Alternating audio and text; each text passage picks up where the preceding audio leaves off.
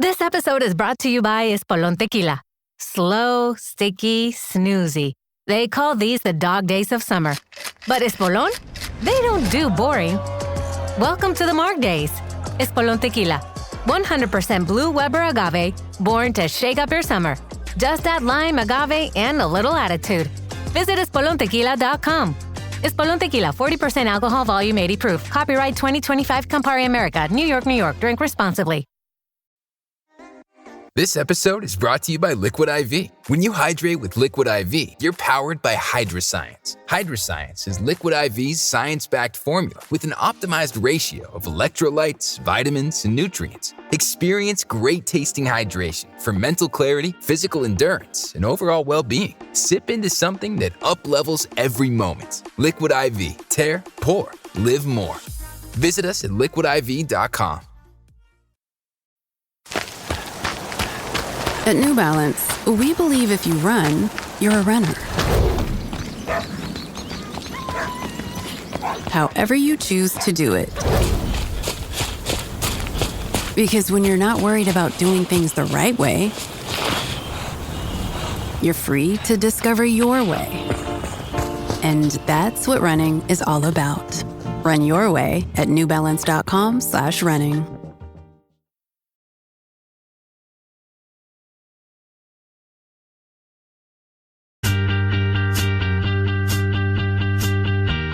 Oh, it's a goal.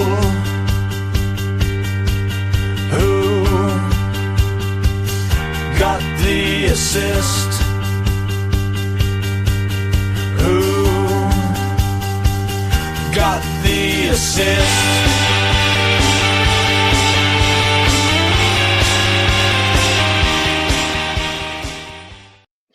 Greetings, everybody. We're back for our second pod of pre-season, and it's the Price Pod. It's a big one, so I'm not going to waste any time on the introduction except say hello, as always, to Sam, aka FPL Pricey. How are you doing, mate? Yeah, I'm good, thank you. This is one of my favourite pre-season pods. It's got my name in it, so I've got to enjoy it. I've got to be right up for this one. But yeah, it's great fun, this one. We've had a week to reflect on the prices, and hopefully we're coming at you today with some interesting and timely analysis as we start to get a little bit closer to locking in our drafts. We're still a way off yet, obviously. I think we've got 17 days to go, but it's around that time where we start getting our little biases in. We start figuring out which players we want to hold on to, which ones we're happy to toss to one side. But this is why we do this sort of pod, to try and figure out where the value is lying in FPL this season. So on today's pods, we will be looking at the price list analysis for the entire player set this season, but we'll be going through some particular points and some particular categories that we think are most interesting. So obviously we have looked at the whole player list. We're basing it on some of the data that we've been using for a little while and showcasing some of our findings in the last week. Tom has been crunching the numbers and come out with some very interesting stuff. And we'll take it piece by piece. We're mixing up the order just for a bit of fun. So we're not just going from back to front or front to back. We're kind of mixing up just to keep it light and interesting. Starting off, I think we're starting with strikers today, then moving into the defenders. Defcons obviously is going to be a key factor there.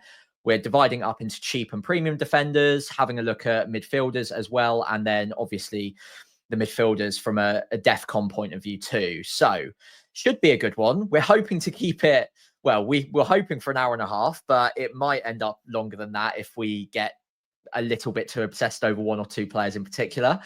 But we'll try our best. We're recording on the 29th of July. So lots of moving parts still going on. Obviously, transfer window is still open and Premier League moves are very much active and happening.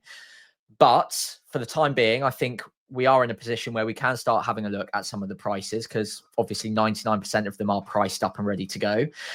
With that in mind, Tom, shall we get cracking? Let's do it. So 17 days to go. And I think it's fair to say, really like the price list this year. Basically, a few things to mention here. I think Sam already kind of started to touch on it. Very much focusing in a lot of the data you'll see, and we'll speak about for the audio, on players who started lots last year, at least 20 starts, 1,000 wins in all cases. We'll fill the gaps in where we can. Lots of intuitive picks as well that don't fit those parameters, but definitely you'll be like, what about this player? What about this player? We simply can't get to everyone within the time frame that we've got. Sam's putting out a really good series at the moment, deep diving into every different tier across kind of several videos. Definitely worth checking that out if you want individual price points to be looked at. And every year after the show, there's always inevitable despair that we miss someone or other. But basically, you know, in quite a few places, what I've done to make life simpler for us is looked at some key stats per position, including things like expected goal involvement, points per start, projected data using Rob T's data. Thanks to him and all the good folks at Solio. Please sponsor us. All combined together to give us an index or ranking of players based on how they rate if we put those factors together. That's what we're looking at. It helps us narrow down and really home in on the key players per area. Plus, for C bits or C Berts, I basically use various data sources to figure out defcons per game, which you'll see, and then use the method to figure out potential added points and potential uplift as a result of that. It's not exact science. I've made it up effectively. It's a homebrew based on the data, and it functions to give us an idea of what's going on and help us, as I said, home in what to talk about. That's all the exposition I'm going to give you. Let's get into it. I've said that in double quick time, so if you are listening to 1.5, you may want to pull it back to 0.75 to hear that again. Let's start off, Sam, in the striker area. I didn't bother with DEFCON for this one, just because, as I remarked in the first pod, with die out of it, it is basically negligible. Really, you have to go back to Jordan Ayew at Crystal Palace to be a player who actually does feature in DEFCON from a couple of years back when he was a proper like defensive forward. He was a forward, but he was playing as a winger. But overall, I think that this is quite a thin pool, Sam. And I don't know. The more I've looked at the pool of strikers, the more I've come to the conclusion that below 7.5, I'm just not interested. Do you feel the same?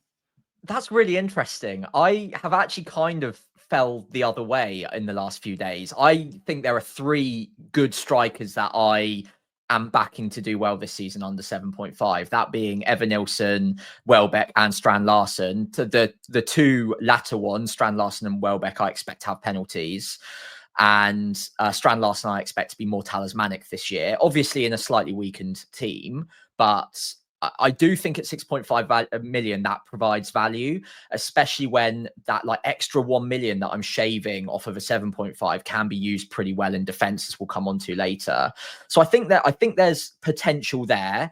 I agree that it's a fairly thin pool, especially under 7.5 million, because I can only really name 3. At a push, maybe Raul Jimenez if Munoz moves on and he's sole striker at Fulham, therefore getting better minutes. For now, though, I think those 3, Evan Nilsson not on penalties, but really good underlying attacking data, then Welbeck and Strand Larsen, I think are fine. But all it takes is like 1 injury there or 1 bit of rotation. Welbeck obviously doesn't usually get 38 starts. I think he got 24 last season, so does get injured. It doesn't take a lot for it to be really thin pickings there. And the 7.5 million pool is probably a bit more promising.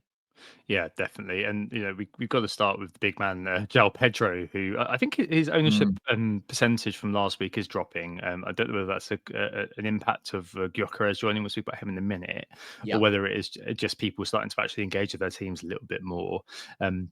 Last year, according to my index, when he was at Brighton, he came out in the top 10 for strikers. Admittedly, not a massive pool, decent points per start, around sort of 5.4, and decent kind of XGI per 90 as well, over half 0.55. And I think that I can see why people are kind of looking at him, given the price and given he has an impact at Chelsea in the Club World Cup. I do. I've got the lap also on here. It's just under João Pedro, but I do kind of feel like the lap was a bit of their import-export business being used, because he was a player who was a low price, who they could buy him and sell for good value. But I think João Pedro is probably one of those who will complement Cole Palmer, especially very, very well, given his versatility on the field. Decent-ish starts the season. Palace, West Ham, Fulham, Brentford, Man United, and Brighton the first 6. Nothing about that particularly worries me. It's just because of potential kind of minute problems that I maybe kind of looked away. But at 7.5, I really like that, and I really like Chris Wood as well. Unfortunately, Sam, he's entered my draft just because like last year did pretty well, as we all know, did overperform, as we all know. But those first 6 fixtures taking in, apart from the Arsenal visit, visits to the likes of Burnley and Sunderland and Brentford first up are a very, very, very much an unknown quantity right now. Those 2 players, I think, are just really, really interesting at 7.5 million price bracket. If we're going to start there and move upwards. Yeah, sure. João Pedro for me is a player that I don't expect will be in my game week 1 draft. I have to be honest. I really liked him at Brighton at 5.5 million, but adding 2 million and removing penalties in a team that probably aren't as reliant on him, I think minutes are shaky. Obviously, great player. He might lock down 90 minutes a match, but I want to wait and see that happen first before I go there personally. And I think there's maybe an advantage to be taken because his ownership is high. And if he doesn't get off to a great start, he'll probably drop in price fairly quickly. I prefer Chris Wood right now. I'm very tempted to include him from the off. Yeah. Penalties, 80 to 90 minutes a match, good opening set of 6, arguably better than Chelsea's, barring that one fixture. Is Arsenal it one, yeah. Arsenal? Yeah, game week Yep. 4 or 5. Yeah, barring that, I prefer Chris Wood to begin with at 7.5. And then we also, I guess, entering the chat at this point is Dominic Solanke, who has a great game week 1 fixture, very poor game week 2, but then after that looks pretty good as well. It does. Ticks a lot of the Chris Wood boxes in the sense that he's likely to have penalties. He's probably going to be a bit more talismanic this year. Not bad, if not electric underlying attacking data, and the minutes should be good.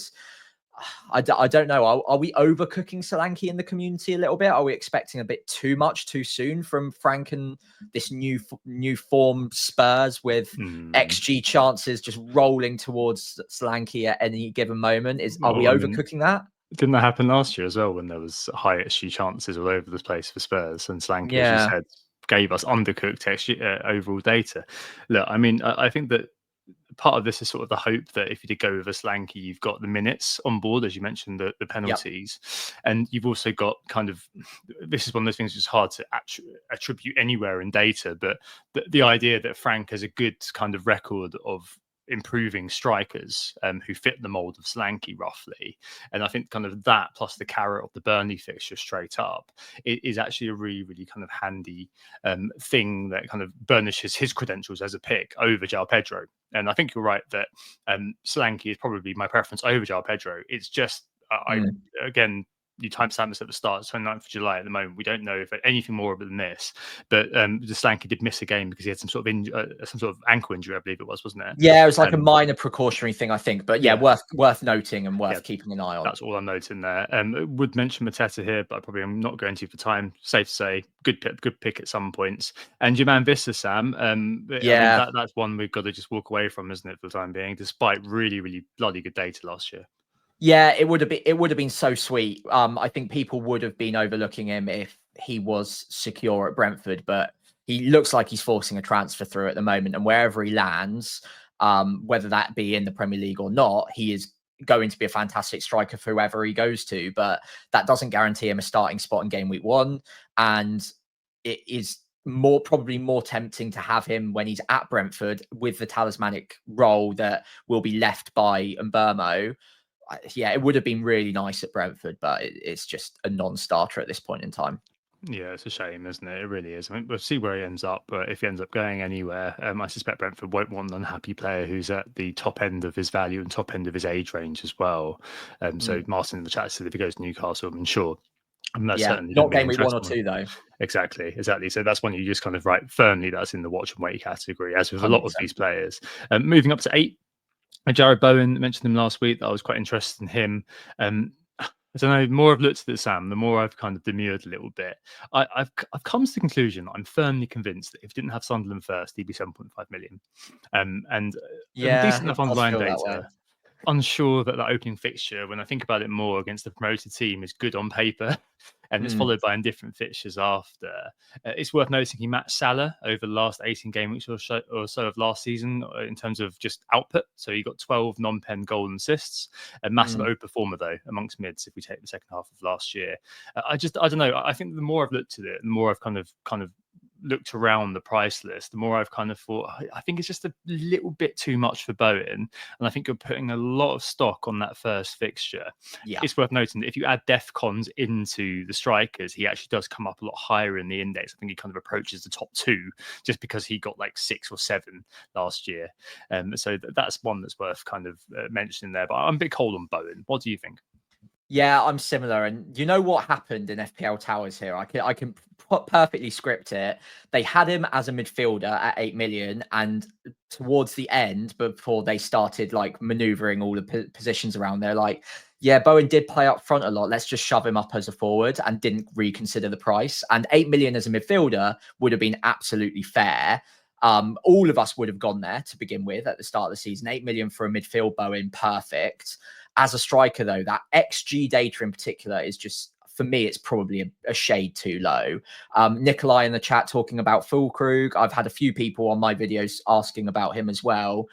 I think if he's perfectly fit and he gets 90 minutes a match, sure, but it's a wait and see for me. I'm not going to just punt on a player that barely ever got fit for the Premier League last season to begin with. I think it's one that I will come back to once I've got a bit more confirmation on those minutes and that he is going to be the player we hope he can be, but not for now.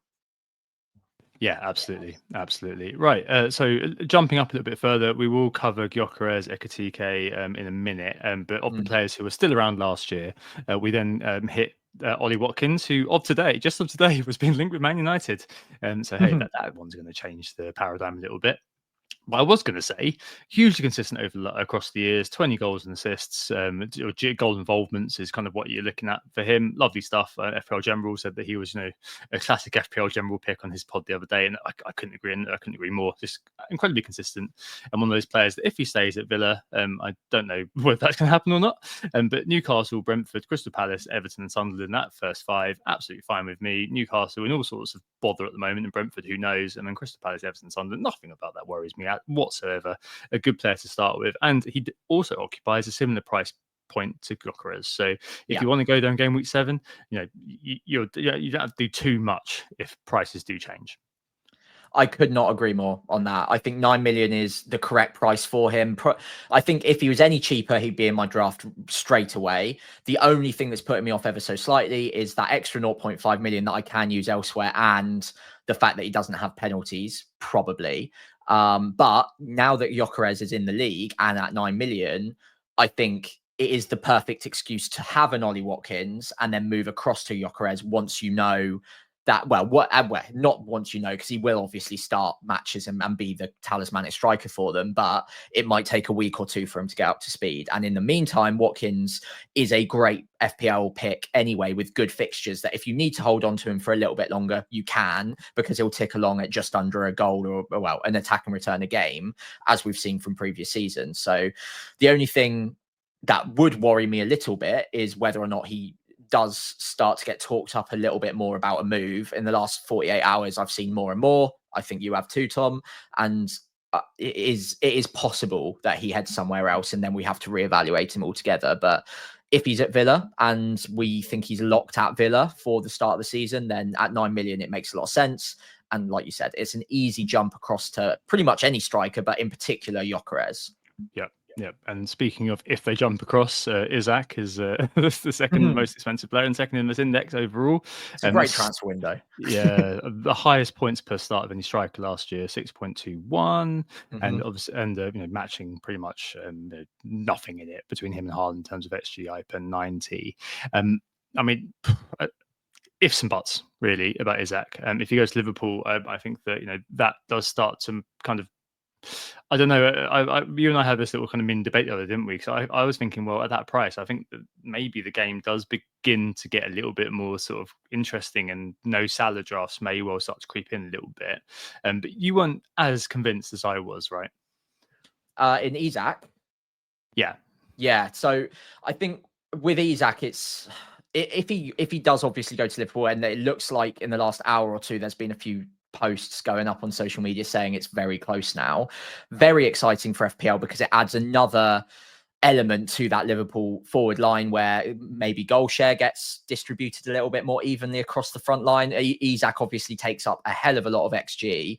That doesn't necessarily mean Salah is a much worse option, but it's all just marginal gains. And at 14.5 million, any sort of marginal deficit, if you're wiping a little bit of that percentage off of him, then that could be a bit more of an issue. So Isaac, I don't know whether it's net good or net bad for Isaac. I think it maybe just balances things out for him as a pick, because he'll lose penalties, but he's in a slightly superior attack where he'll probably get given a few more big chances across the season. So I think it probably balances out, and I think 10.5 is going to be fair at either club. I wouldn't pick him from the start regardless. I don't No, think. no. He's had a little injury anyway. He's not training right now, apparently. The same goes for Gyökeres a minute ago, by the way. I mentioned it takes a while to get up to speed. What I mean by that is he hasn't had a preseason. He hasn't been training at Sporting.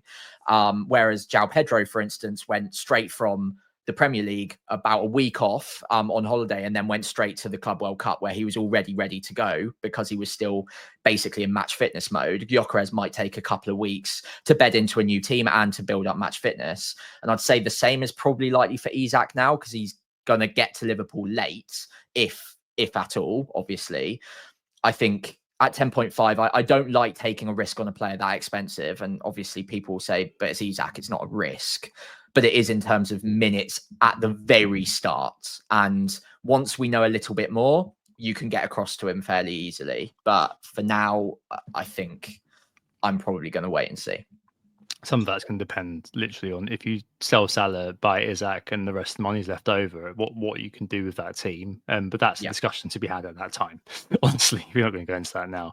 And finally, a huge differential. I don't know if you guys have heard of this fella, but Erling Haaland, owned currently by 18% of the game. Yeah, Sporting, as it is, the best underlying data for forwards last year, who have played over the parameters I mentioned earlier on, highest XGI per 90. They get is that they beat him out for points per start? That is true. They go for a bit of a dry spell, but this guy is playing 4 teams in the first 4 games, Sam, who all appeared in the bottom half of XGC last year. One of those players who, I don't know, them City maybe in general, but he especially seems to have been sort of slightly overlooked just because maybe the end of last year, him not being around, and maybe left a bit of a bad taste, a bad impression on people.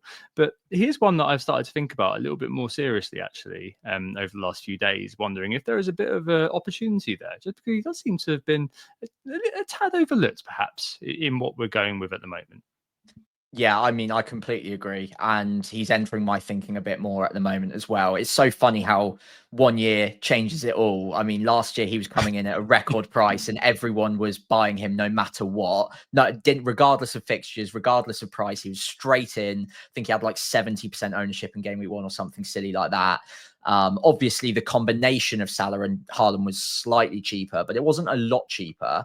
I think it's the fact that a lot of other picks have been rising in price that makes it all pretty unaffordable to have them both in.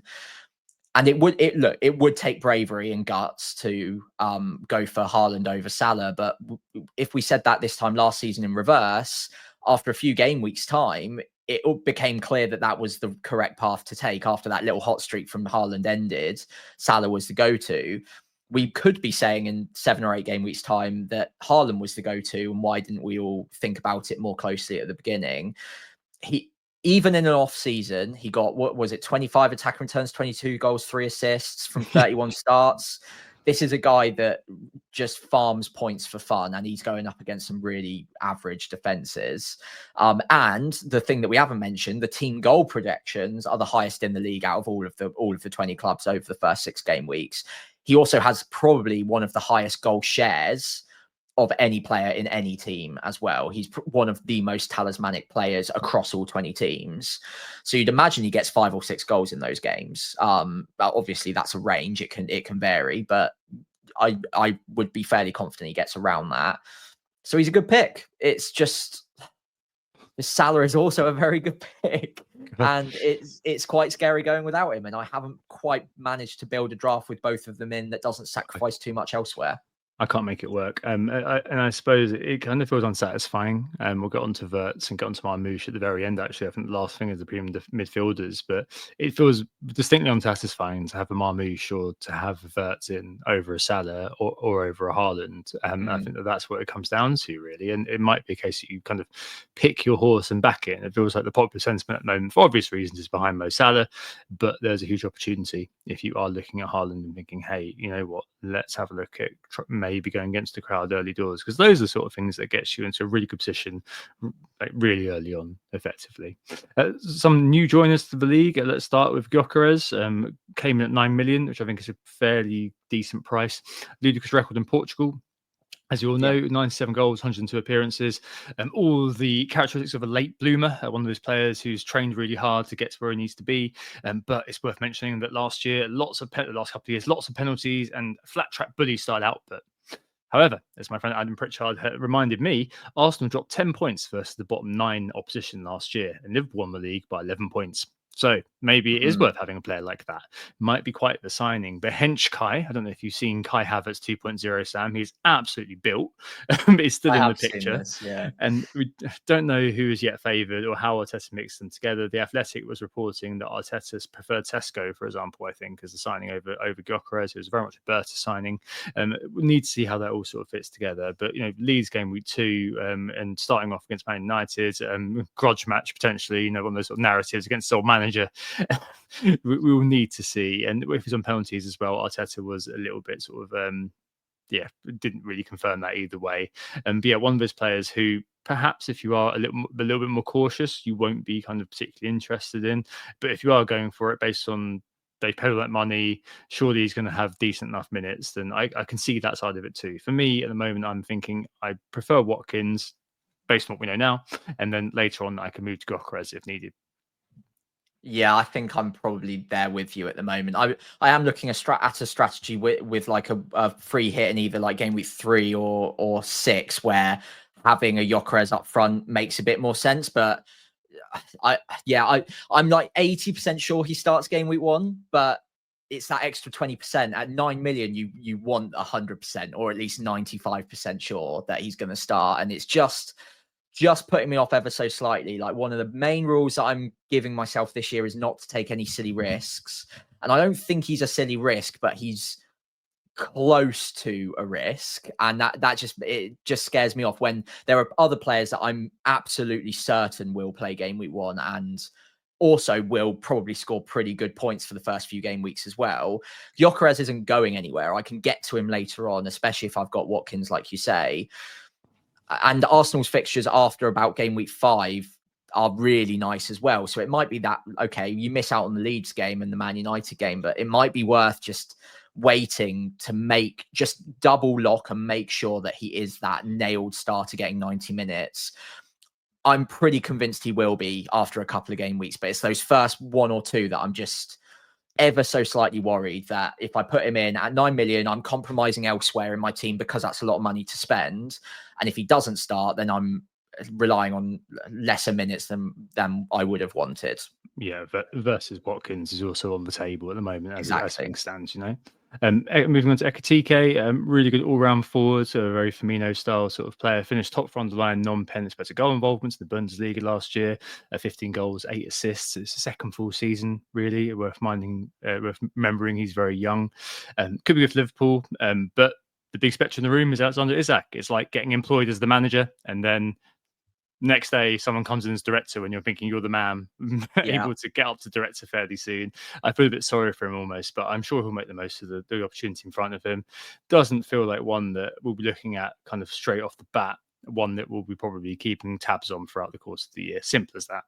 Yeah, these best sides, they're all going for depth at this point. It seems to be the in thing. It seems to be working really well for them. And Liverpool having to stand out centre forwards, Isak and Ekitike, working in tandem, taking minutes off of each other maybe a little bit every now and then, or coming in as rotation when injuries strike.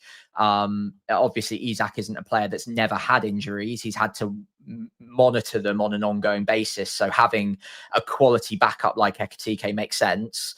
I'm sure Ekitike didn't sign thinking he would be the backup, and who knows, he might not be. No, but especially if they're going after Isak, they've got Gakpo there still. Salah's not losing his place anytime soon. Yeah, the minutes just don't look secure enough for Ekitike to make him a pick at this point in time. He also massively underperforms his underlying data by the looks of it so far. He is young, so he'll get better, but not a player I'm interested in from the off. Yeah, totally. Right, I think we've got to move on just because of timings. Turno Barry, many newly promoted forwards out there. Didn't report on them because we don't have the data from the Premier League last year. And it's just very hit and miss. Beto as well. Yeah, I suppose Beto is the cheapest one if you want to kind of give a go to that. But yeah, but Barry signing messed him up. But I just feel like kind of it's a bit of a dead zone when he gets to the cheaper levels right now. There's not much. but I haven't. I don't think I have. Right, on to defenders then. The really interesting bit compared to last year, where everyone hates defenders and just wanted to kind of completely nasty invest out of them. Quick word on defcons for them. I looked at all the C bits from last year, so I add them all together and divide them by totals, give an average to work out which of clearances, blocks, interceptions, and tackles was the key element. And its clearances, as Sam mentioned the other week, just so we know, it's kind of 53% of all CBIT outputs for defenders is from clearances. A lot of work done elsewhere online seems to show that DEFCON points last year wouldn't have hinged on the quality of the fixture itself against what I kind of had thought. So I think, as we'll see in a minute, this lends itself to basically looking at DEFCON per start by defender as being a really good way of looking at it. Like it's not really contingent on the fact that, hey, you know what, Everton playing Liverpool, Tarkowski's likelier to get DEFCON points, because according to analysis of last year's data, that doesn't seem to be the case. It seems to be just more about the defender themselves and how they play than the fixture. That's about right, isn't it, from what I've gathered? Yeah, there are little nuances in the data where like some players in particular skew towards the fixtures where you'd expect them to defend more, but then another defender that you think would be like that is completely the inverse. So I think, just to simplify it at this point in time, I'm not going to get too obsessed about the fixture other than the fact the clean sheet is more likely. I'm probably just happy enough with knowing that DEFCON points will drip feed through across the season for players that are pretty good on those. So yeah, I won't like bench Tarkowski in particular if I had him against Arsenal any more than I would against a Burnley just for the DEFCONs. Or the reverse, sorry. I would still back the clean sheet against Burnley, of course, and then hope that the DEFCONs come in too, because it's still maybe not quite as likely, but it's very close to as likely in that fixture as it would be against an Arsenal, for instance. Yeah, that's a good way of looking at it. So basically, what I've done is I've looked at DEFCONs per start over the last year and worked out through from Mitchell worked out for a possible distribution the potential possible extra points. Don't worry about that. It's just the possible extra points based on the DEFCON contributions, and then worked out an increase from the 24-25 total to get this table. I'm not going to go through them all, but a few things to note. One, lots of really uber and fashionable picks in here. Mavropanos, for example, Sam, coming in, to Debo, all these sorts of guys. Kilman, Totti from Wolves, Tete. Defenders who do the defending for the most part are actually part of this to some extent. I think the key thing for me, really, looking at this, is Neco Williams in sixth, ahead of Ina, who's not in top 20 in terms of DEFCONs per start. And obviously got Murillo kind of up there. He actually gets more than Milenkovic, and I think that's quite decent for a player who also has some semblance of attack and threat. Speak about him in a minute. The other thing is that you've got Van Dijk of the top teams. He's the only one of the top teams in top 20. Neco, Robinson and Munoz are the only three sort of wing backs who also seem to get a decent amount of DEFCON per start of the players who played over 1,000 games. I think this was also at least 20 stars last year. Yeah, so Munoz is one that stands out for me because you wouldn't expect him to rank highly on the DEFCONs per start, but he does actually get a little bump from that as well, on top of being a very attacking wing back, effectively playing right wing at times for Palace. So really like the look of him. Williams, obviously, like you said, 0.5 cheaper than Murillo or Milenkovic. I think that's really good value for money. But outside of that, it is mainly the centre-backs, which we all kind of know instinctively that they are the ones who get the clearances, and the clearances are the most valuable part of the DEFCON. That's the most predictable element that you can probably eyeball a defender and kind of just know instinctively or intuitively that they will be quite good on the DEFCONs. And centre backs tend to get a lot more clearances than wing backs do, because wing backs tend to progress with the ball rather than just hoofing it up the pitch. So yeah, some good options there. I think we'll see a lot more centre backs in our sides this season. And people online, just anecdotally, I've seen quite a lot of people saying, oh, who cares? It's only 2 extra points. It's not. It's 2 extra points in 30-40% of the matches across the season. That can accumulate to something like 30-40 extra points in some cases. That's the equivalent of if a defender got an extra like 10 to 12 assists a season, which is a Trent Alexander-Arnold at his very, very best. So on top of clean sheets, on top of any attack and returns they might get as well, DEFCONs are going to be really important to take note of and really analyze. And it's not something that you can necessarily predict when they'll come. But if you hold on to defenders long enough and you can pick the defenders that are going to get the DEFCON points, they'll drip feed in and you'll be a lot better off for it come the end of the season. Absolutely. No, that's absolutely the right thing to do. It almost feels like kind of back in the old days when you used to say, look at defenders as a unit and don't be making transfers around them, because over time it'll all sort of add up. And this is just another way that those centre backs who were much more reliant on clean sheets rather than goals, because the myth of the bullet header, I think we looked into it maybe your first year or maybe the year before with Lucy, and it was like literally like one every kind of 12 games or something like that on average when the bullet header actually happened. Sweet when it does, but it's not as likely. But having those centre backs in for the clean sheets and just kind of leaving them there over the course of the season, especially when they're cheap, is absolutely fantastic. And looking at defenders up to 5 million, overall ranking, the index includes DEFCON and also includes XGI. We've got the likes of Lacroix, Neco Williams, Mikolenko, Robinson, and Aina making up the top 5 in terms of their combined outputs, in terms of the combined outputs from the index, I suppose. And then you've got Rob T's clean sheet rating for the first 1 to 6. I do think that, doing this, I've been looking at it for the last few weeks. I do really think that Neco Williams is one of those players who has been kind of a big finding for me. I'm so okay, 5 million. I think that he's just such good value given the start that they've got, Forest. And in terms of the points per start last year at 3.9, DEFCONs per start over 10, and Rob T, him saying that they're kind of rating the top. They've got the top rating for amongst these cheap players, at least, for the first 6 fixtures. I really, really like him, and I think he's just one that I put in after kind of doing the data work myself and thought, yeah, okay, I'm very, very happy with that. Yeah, don't disagree there whatsoever.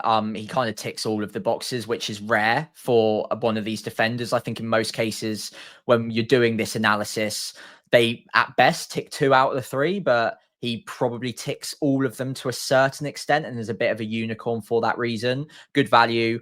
Didn't get as many starts as maybe we would have wanted last season, but it looks nailed in that lineup now. So I would imagine that he's going to be a good pickup in game week 1. The question for me is whether or not whether it's worth the shaving of 0.5 to sacrifice a Murillo or a Milenkovic, because Murillo is just insanely good when it comes to DEFCONs, and Milenkovic is very good at getting those attacking returns. I think because that's less predictable, it makes me more tempted to just save the money and go for Williams to begin with. I think that's a sensible way of playing it, but I also, to be honest, all of the Nottingham Forest defensive options are good. Aina's probably the one that stands out as like the weak one, and any of the others I could get on board with. Well, I mean, Williams actually is better DEFCON per start than Milenkovic. He's equal. Yeah, no, I know. 90, yeah. So, I mean, it's one of those things where it kind of just throws to the fore in some individual players. I completely get what you're saying. I'm not saying you're wrong. It's just like I meant Murillo on DEFCON. Oh, yeah. Milenkovic is lower, but has the goal threat. That's it. Okay. Yeah. But again, he's not actually that far behind Murillo. I think so. 1. I mean, that's really kind of a riz of the paper, isn't it, between the two of them? Elsewhere, I think 4.5s, this brings out Gahey being the best 4.5 overall if we're thinking about kind of leaving 1 for the course of the season. He's in his last year's contract to Palace. There may be something that happens, so keep an eye on that. But you've got those unfashionable picks, Kilman, Anderson coming into the picture. The one big one, though, is probably Wan-Bissaka. He's got the highest ownership currently in terms of the live game of the 4.5s, and it seems to be justified by the Sam to some extent. I mean, we got decent points per start last year, a decent-ish amount of DEFCON, a decent-ish amount of attacking threat. I mean, we're not looking at very much. I mean, the top scorer amongst the 4.5s to 5s who was around last year was 0.18, who was Luca Dean, who do not go there. Just don't touch me. Just don't do it to yourself. And ladies and other people. But yeah, certainly. I don't know. He's the most popular one. I can see why. Put it that way. Yeah, I can understand that. I think he ticks a lot of boxes, and the back end of last season will go somewhere as to like reinforcing that feeling in our minds, even before the prices came out, even before we started being able to make drafts. Wan-Bissaka was in my thinking because he had such a good back end to last season, was getting forward, was scoring a couple of goals. The data's not too bad. And yeah, we kind of got that feeling he was coming in at 4.5 as well. He doesn't rank too badly on DEFCONs. Good opening fixture. Yeah, I don't mind him. I think the only thing against him and West Ham picks generally is historically they're a pretty poor defense, and you wouldn't expect too many clean sheets. But with a full preseason with Potter, they might tighten up a little bit. It's possible. So I wouldn't discount him. He rotates really well with. Oh, which team is it? I can't remember now. I saw that as well. Oh god. Anyway, but yeah, is a rotation out there. Yeah, it's with Villa. It's with Villa. And with Konza, for instance. So for just 9 million, you've got a good rotation pairing that tends to work pretty nicely. The only problem with Konza is he's actually quite poor on the DEFCONs, contrary to maybe a lot of people's instincts. He ranks pretty lowly. One player I've got my eye on is Richards at Palace. If Gahey goes 4.5 as well, gets very close to that 10 per start on the DEFCONs, and might even go up slightly if Gahey does go. But yeah, I think Anderson as well, great on the DEFCONs. I've got my eye on him. He's actually in my current draft. And yeah, there's some good value to be had at 4.5 million across the board. Yeah, certainly is. Quick note, and it's been mentioned in the chat as well. Senesi, I don't know which way you pronounce that. Is the best, is third best for DEFCONs, less below 5 million. But he only had 13 starts, we didn't include him in this particular table, but he's definitely one to think about. The only other one, we mentioned Mikalenko. Everton has just signed a left back from Bayern Munich. He's only 19, so it's probably decent. A decent chance that Mikalenko continues. Anthony Robinson, you mentioned Anderson. Robinson, who is currently recovering from knee surgery, something I literally read about 10 minutes before we started. He came out with decent DEFCONs around 10. Ranks third in this part. So there's definitely just a lot of optionality around this area effectively. So we're not going to go for every player, but safe to say that there are lots of different ways you can kind of play it, and it's really interesting to kind of just have a look effectively. I do think there are a lot of players who are in teams for a particular reason. I don't know if there's any sort of magic bullet of a particular player that we've missed thus far. Is there some out there? I mean, in terms of the cheap players, you've got Goodmanson, Esteve, and Reynaldo at Sunderland, who are the three who seem to be the playing 4.0s that people are really sort of homing in on. But I mean, anyone else missing from this particular list? Because obviously it does feature last season's best players. I don't think anyone really missing from the 5 million and unders. A quick shout out for Esteve. I think it's Esteve. Look, I'm not expecting him to be a starter at any point in our FPL sides, but if you need to rely on a 4.0 to come in at any point for a team that dominated the championship in terms of their defensive numbers and arguably, obviously, not doing quite as much defensive work, clearing the ball and such. Esteve hit about 8.7 on the DEFCONs per start in the championship. In the Premier League, their backs against the wall. I reckon he hits that DEFCON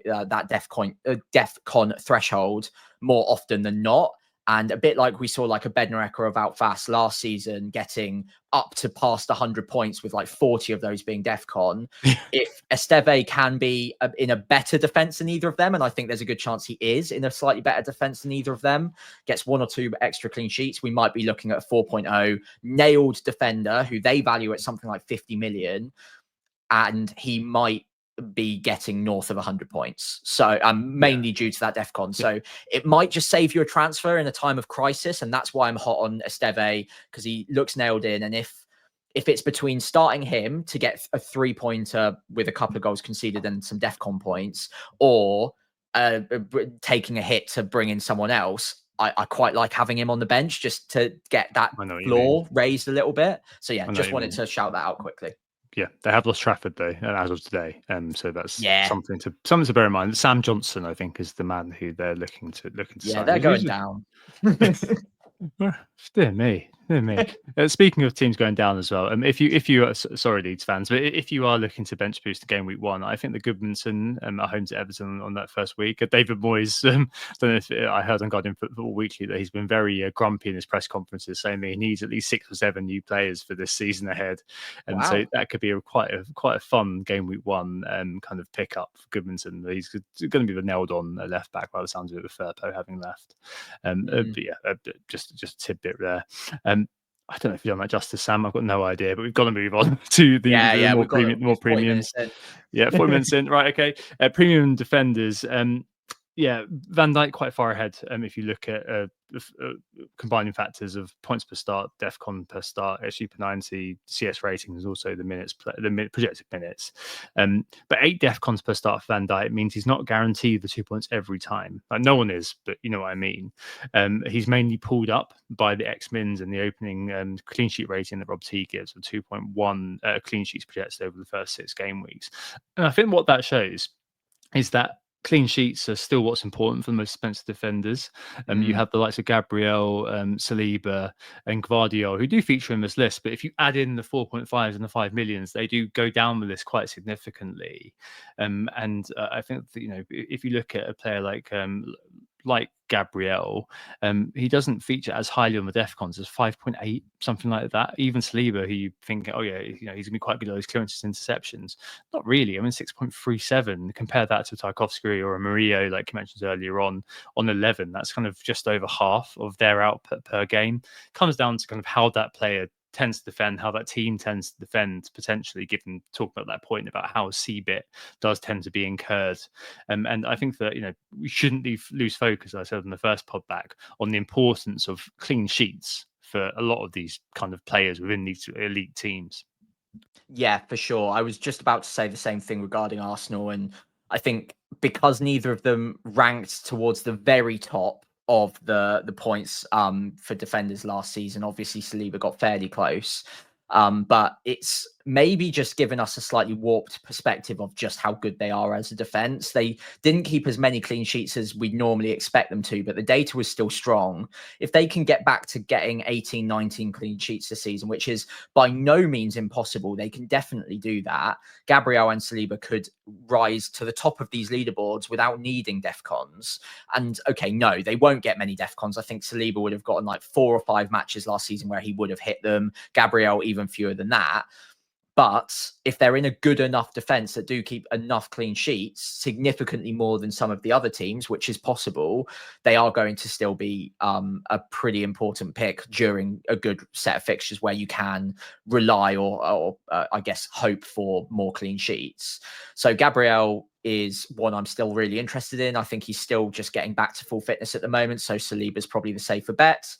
And those are the only 2 Arsenal defenders I'm interested in. I don't think we need to talk about the others because there's just so many options. And even at 0.5 cheaper, I'm not confident enough on any of them, to be very honest. But yeah, I have Virgil van Dijk ahead of the Arsenal defenders right now for the start. Me too.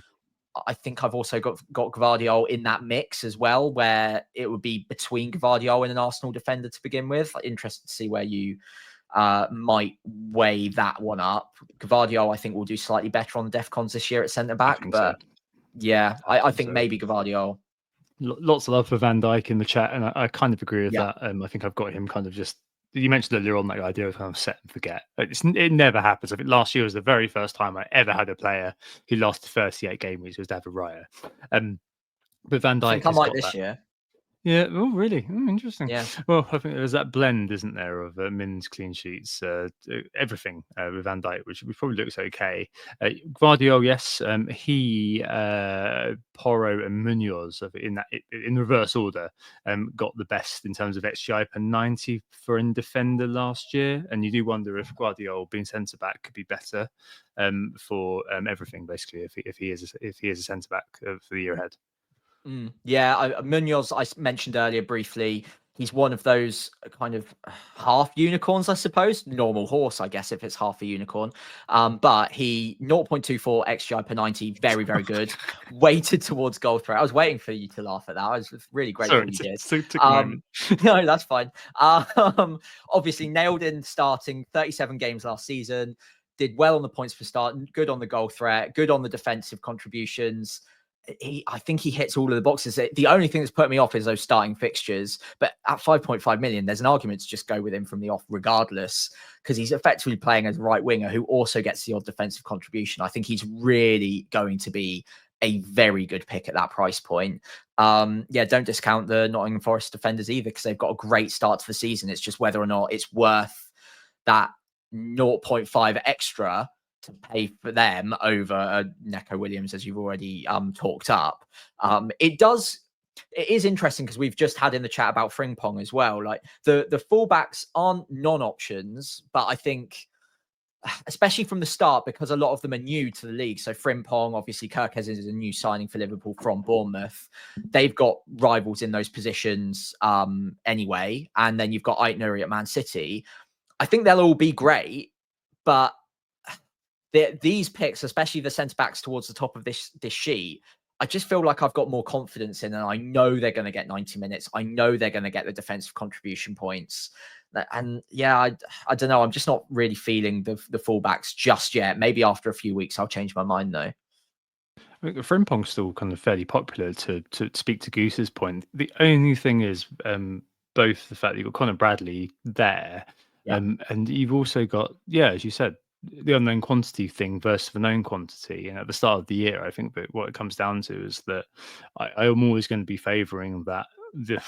Maybe it's because I'm a product of the FPL review age nowadays, but that's why I kind of feel like, I'm really kind of focused on starting there. If a player like Frimpong does start going gangbusters, it probably won't be kind of a high enough effective ownership straight up for that to be something that's going to worry me. And then we kind of take it from there. I know that sounds a bit naive potentially to some people, but I mean that would be the way that I'd look at it potentially. And I agree. Yeah, I'm with you on that.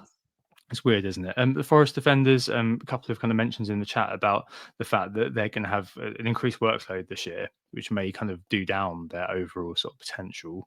Milenkovic, Murillo, doing all right in the underlying sort of number. I think when Milenkovic has got, I don't know who's got the best ownership of the two of them actually.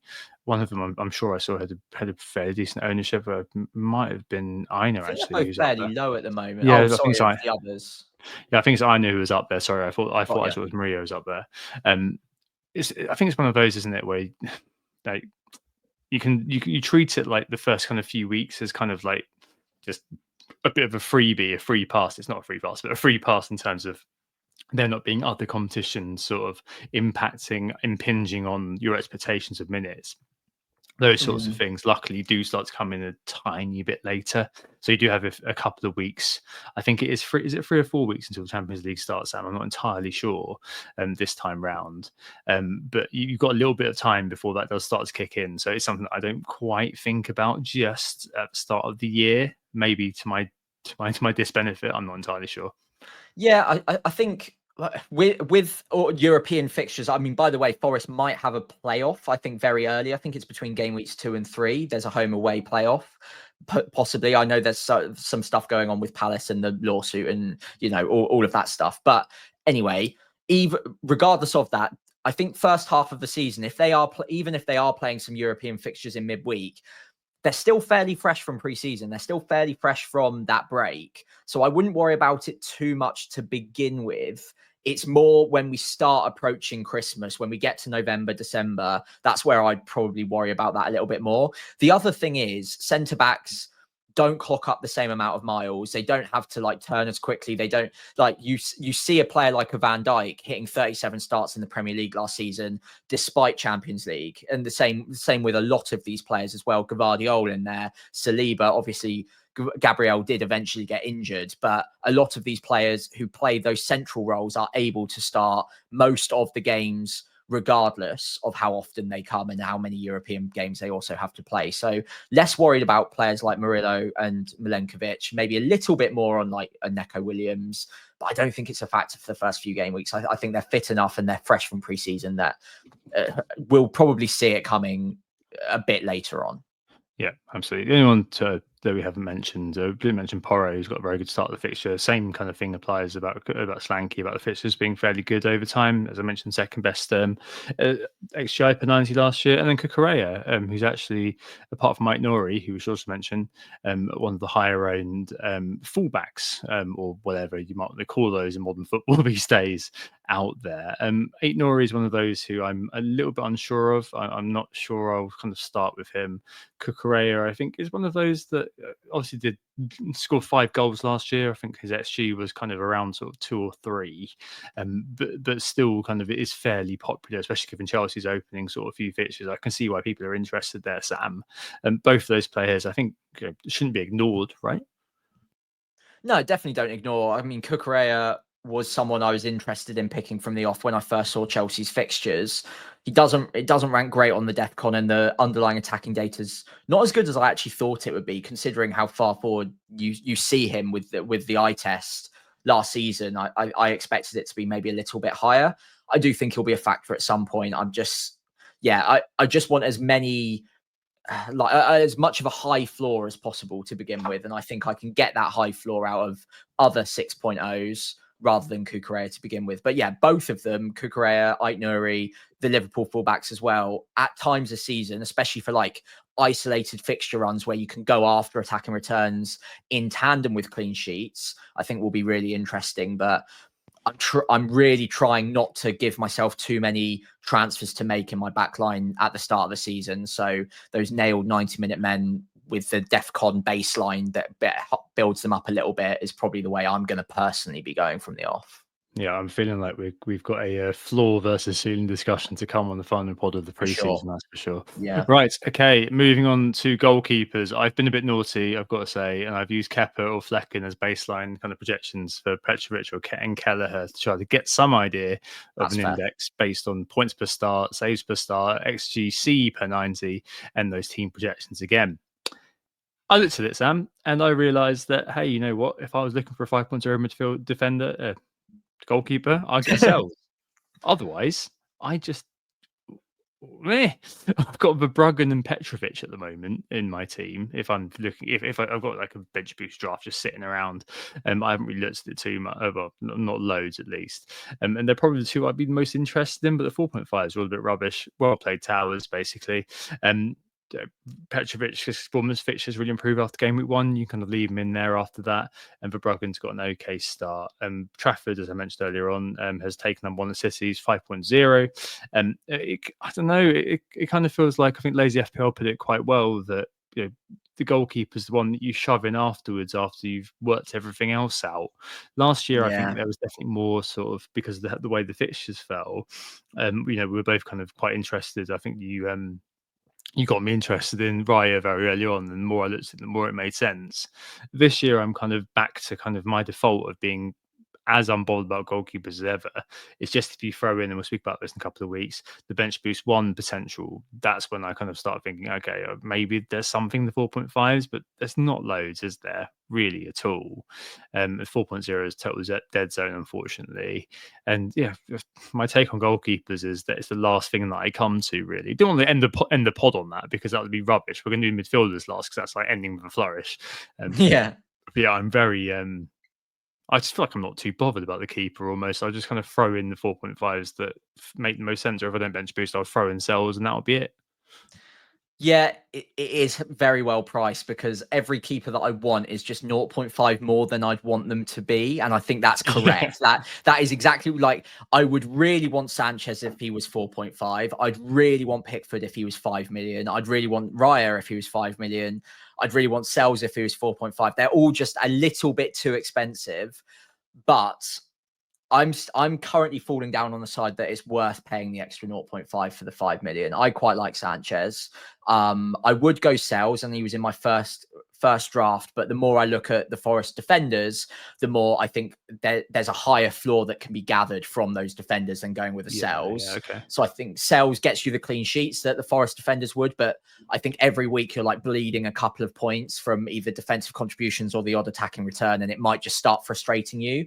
The player that I'm falling with at the moment is Sanchez, because outside of Cucurella, who doesn't get DEFCON points and might get the odd attack and return, but it's not a weekly occurrence. Sanchez does cover you off of the clean sheet. They do have decent fixtures for a long stretch. In fact, all the way through to game week 13, which is looking like quite a nice wildcard window if you can hold on that long. I quite like Sanchez. Now, obviously, Sanchez, if you're bench boosting game week 1, is quite expensive. Yep. I still think I might do it, even if I'm bench boosting. I just don't love any of the 4.5s at all. And I can just see myself getting really frustrated with any sort of rotation. Petrovic, maybe, but they've already lost Kirkez. They've lost Howson, Hoyston. Yep. They're losing Zabani by the looks of it. So it's going to be a completely new backline with a new keeper, obviously, as well. I don't hate it, but I don't love it. And Kelleher as well, it's a similar problem. Like, okay, you've lost the keeper. Arguably, it's an upgrade to Kelleher in the first place. But you've lost your manager. You've lost your assistant manager, who's really highly rated. You've lost your captain. You've lost your talisman, which, okay, maybe doesn't affect too much on the keeper. But if you're not as good going forwards, maybe you're absorbing a bit more pressure at the back. I don't love Kelleher either. I'm Verbruggen maybe, but Brighton concede on a weekly basis anyway, and their underlying defensive data is not great. Like, yeah, I think I'm just so uninspired. Your quandary just shows exactly what a good job they've done, honestly. Yeah, I think that kind of, I think it's literally just Wan-Bissaka that I look at and think that should have been 0.5. Him and Bowen actually, who should have been 0.5 different either way. The rest of it, of the players who are currently in kind of the consideration set, I just think, yeah, you've done a good job at making us have to make decisions here. Let's move on to midfielders. So with Seabert here, I did the same as defenders. I looked at the clearances, blocks, interceptions, recoveries, and tackles for last year, created the ratio based on the total number. And for midfielders, it's all about recoveries. And again, it seems to be there's not too much correlation in terms of nature of position. It's more about the individual player. And the DEFCON rankings for them makes interesting reading. I took out basically any player who hadn't played more than 20 games. Yarmoliuk at Bournemouth came out as the best DEFCON plus starter. That was taken off because he had a ridiculous amount of DEFCONs. I'm not sure why. But similar for defenders, in terms of DEFCON, the midfielders doing the most defending seems to get the most DEFCONs. Shock horror, but also highlights how over-focusing on this metric can really lead you down the wrong path, as you said with defenders.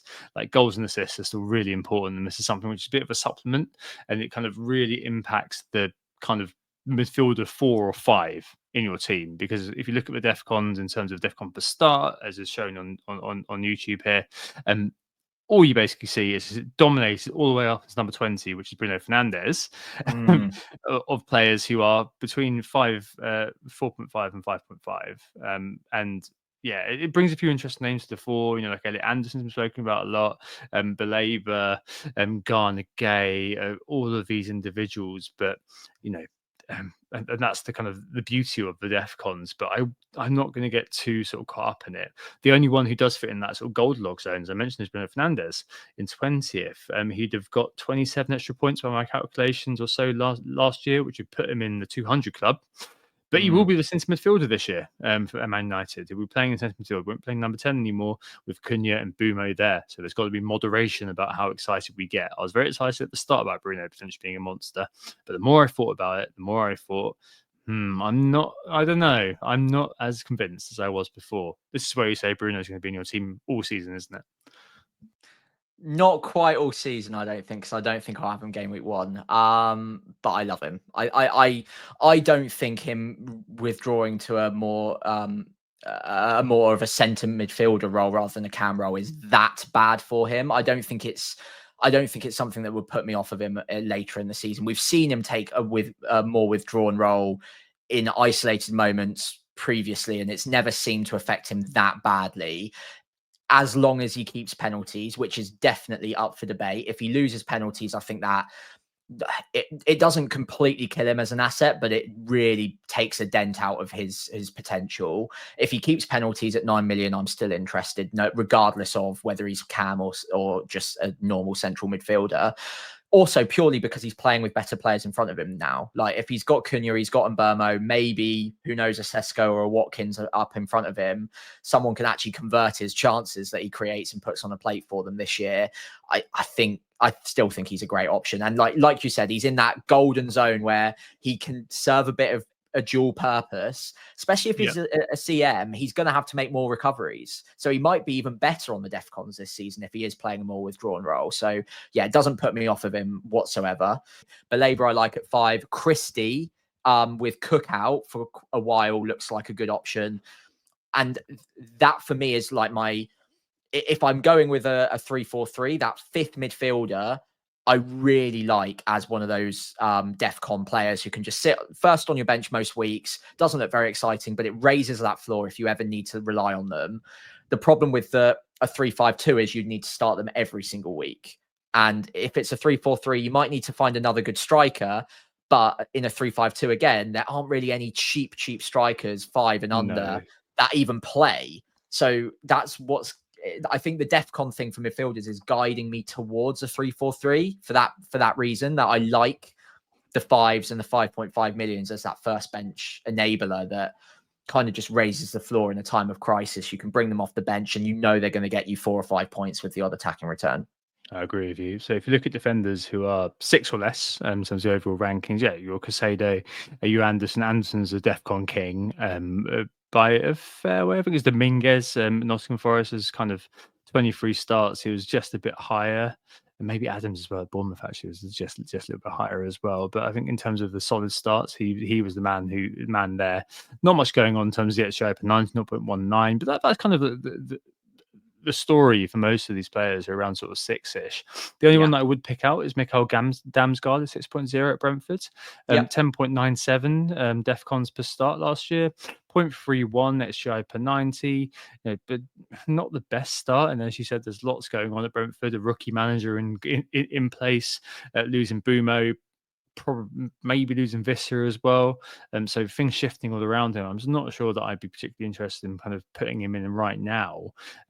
He and Tielemans, I think, are probably the main sort of standouts in terms of players who aren't kind of overtly defensive in terms of the midfielders who are less than 6. T2K in the chat just mentioned that Tielemans also has some pens, which is something that could potentially. Be I was going to say the same thing. Yeah. Bit of a graveyard in 4.5s, but I quite like it. I quite like the fact that these players are all players who we are talking about, all the way down to Camara at Villa, who just signed a really sort of lucrative contract for the last few years. He's just kind of below Adams on the list of the top 20. And, there are all these players who are really valid picks for probably in a 3-4-3, the 5th man. Effectively, I mean, exactly, you floated that last week, didn't you? Saying that Anderson would be like your 5th player who plays some games, not play other games, and that really helps. I think to have a 5 million like a Christie or a Belabor hanging out. Yeah, completely agree. That's why I think a 3-4-3 could be a bit underutilized. I'm seeing a lot of 3-5-2s with like a strong midfield 5, and I'm currently toying around with that myself. But it just leaves you with that really cheap, quite poor striker on your bench that you just can't play. Whereas with a lot of these, you can rely on them if you need to, because the floor is a lot higher and they're not the most exciting blockbuster picks, but what they will do is trickle points every single week.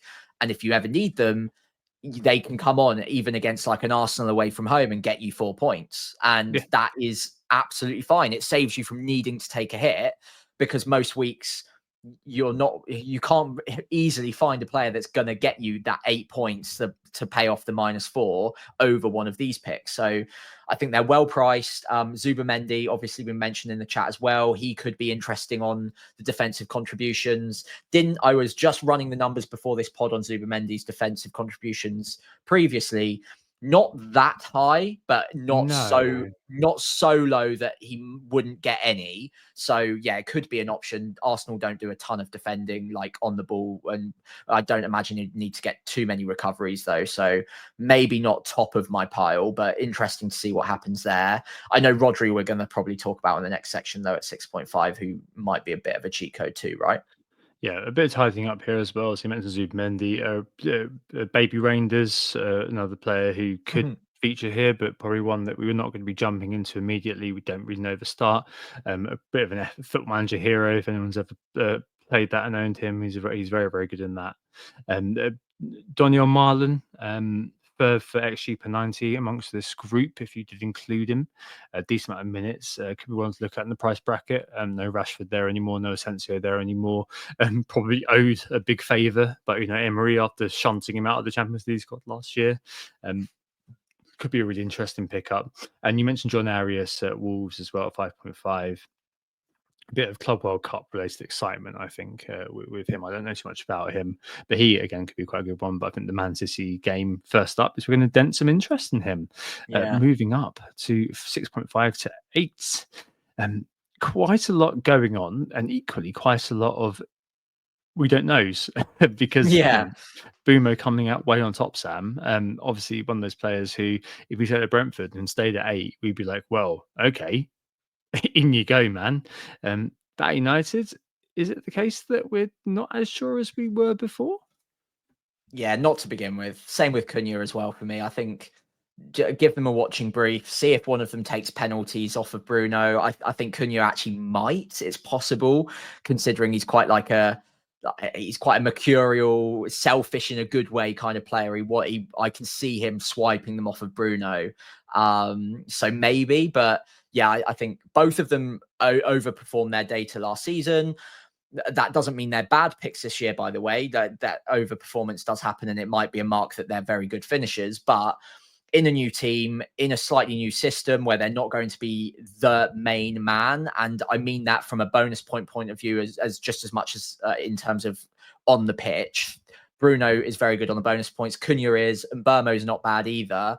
But in their individual sides, when they were all separated, they were all absolutely farming bonus points every single time they got any attacking returns. I think we can say bye to that to an extent because they're now all in the same team and they can't all be getting 3 bonus points every single match. So it does dent their appeal a little bit, removing penalties, maybe removing some set pieces, removing the fact that they're talisman, like all of these factors go against them. And I just, not from the start, not with those fixtures for the first 4 or 5 game weeks.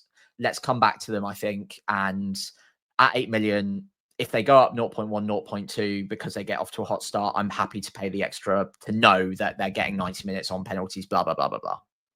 Yeah, I agree with you. I do think Declan Rice needs a mention here. Yeah. He's been in my team actually since quite early on. So I'm not saying that I've been sat there tinkering with it forever, and he's been like one of the mainstays. But I would note that over the end, second half of last season, he had a better non-penalty than likes of Brendan Johnson, Rashford, Kudus, etc. Was matching Morgan Rogers near enough on set pieces, and wonder if he might be of interest now he's playing perceivably the pure 8 role with Zubimendi in. I've got him 6th overall here in the price bracket in terms of decent-ish def cons. I mean, you're approaching 10 per game, which is good. In with a decent chance of that. Points over the course of the season, I think you're looking kind of 0.38, something like that.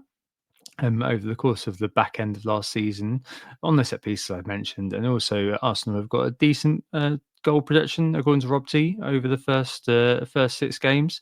And yeah, I think at that price, I really, really like him. And Szoboszlai as well is worth mentioning too.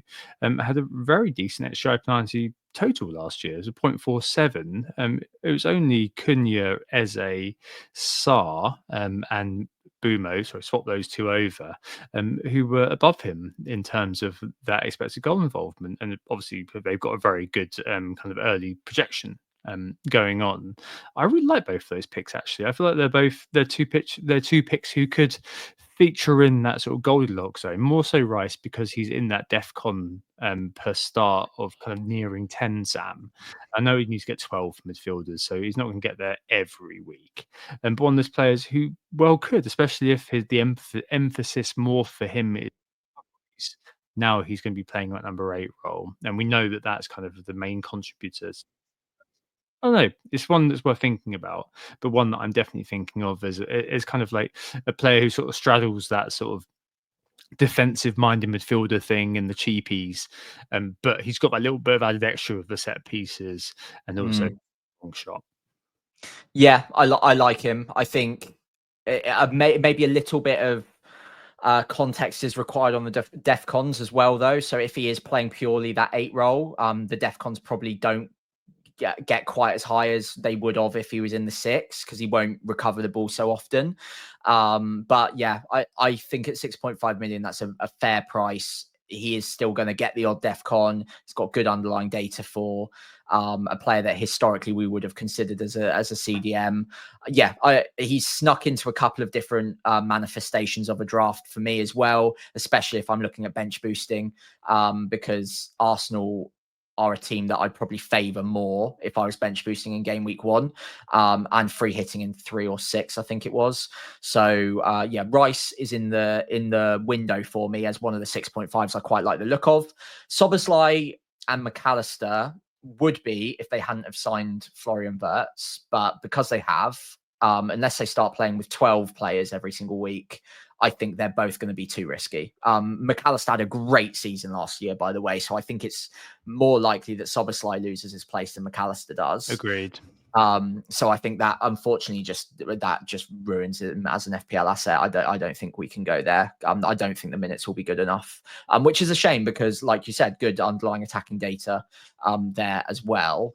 But yeah, I think Rice, Rodri, I'm very intrigued by. I think if you ran the 23-24 numbers, he did overperform his underlying attacking data by quite a lot. That's the big one, yeah. It is a big one, but he got, like, even if he can get half of those attacking returns, he got 18, by the way, that year. If he can get 9 or 10, which is perfectly feasible, and he's a 90-minute man, he would have gotten something like 40 or 36 defensive contribution points as well. He would have been really close to a 200-point club member that year. Even with fewer attacking returns, he's still hitting like 150, 160. So that could be an option, but I think we need to know that he's fully fit and going to get 90, which he quite easily might not at the start of the season, considering the length of that injury layoff.